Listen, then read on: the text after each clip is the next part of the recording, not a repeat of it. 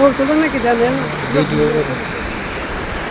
ছবি কয়েকটা উঠানো তো দরকার অনেক দিন পর সাইবার যাইছিলাম।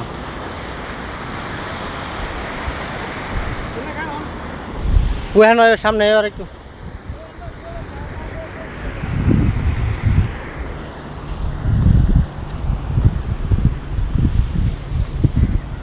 কত সুন্দর মাছ।